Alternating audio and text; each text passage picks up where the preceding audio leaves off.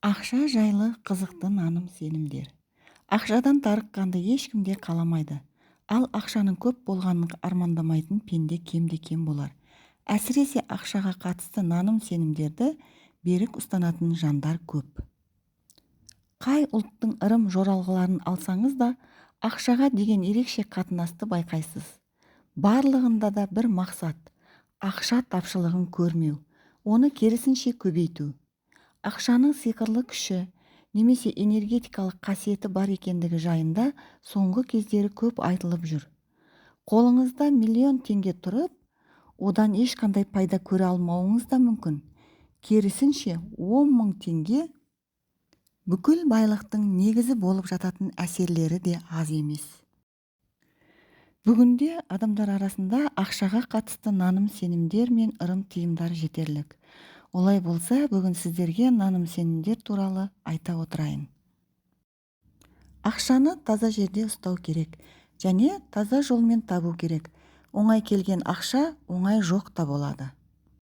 Ақшаны ешқашанда үстел үстіне қоюға болмайды. Сонымен қатар кілтті, машинаның кілтін үстелдің үстіне қоюға болмайды. Бұл ырымның жоралғысы: машинаның кілтін қойсаңыз айдап кетеді, үйдің кілтін қойсаңыз ұрлап кетеді. Егер сіз сатушы болсаңыз, ақшаны қолма-қол алып, ал қайтарарда үстел үстіне қойғаныңыз жөн.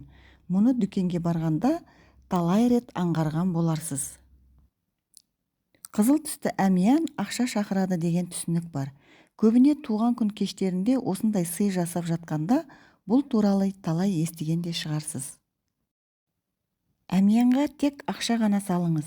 Сонымен қатар әмиянға ақшаларды рет-ретімен және өзіндік құны бойынша орналастыруға дағдыланыңыз. Сонда ақшаңыздың құны болады деген түсінік бар. Жаңа ай туғанда басыңызды иіп сәлем беріп, сосын ақша немесе алтын күміс көрсетіп, жаңа ай қалай өсіп келе жатса, маған сондай ақша келсін деп айтылған. Сейсенбі күні қарыз сұраудан аулақ болыңыз. Кем дегенде бір ай бойы қарызда жүресіз деген ұғым бар. Кешке ақша беруге санауға болмайды. Ал ақша берген күннің өзінде қолына ұстатпау туралы ырым бар. Ірі көлемдегі ақшаны таңертең жуынып болған соң санау керек деген де түсінік бар. Әр уақытта ақшаңызды әмиянда ұстаңыз. Ақша қалтаңызда қалай болса, солай шашылып жатса кіріс кірмейді. Яғни бұл ақшаның да өзін баптамайтын жерге барғысы келмейтіндігімен түсіндіріледі. Ас үйдің дастарханының астында үнемі тиын тұру керек деген де түсінік бар. Сондай-ақ адамдар соңғы тиынын қалта түп ретінде сақтайды. Бай, қалталы адамдардан қолма-қол ақша алуға тырысыңыз. Солар секілді бай боласың деген жақсы ырым бар.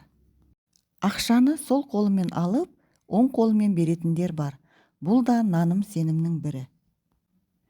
Әмияныңызда доллар болмаса, тұмар ретінде ескі тиын салып жүріңіз. Келесі ақшаны шақыратын болады.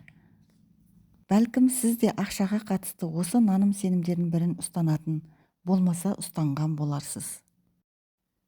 Қалай да болса, қолдан келетін ережелер.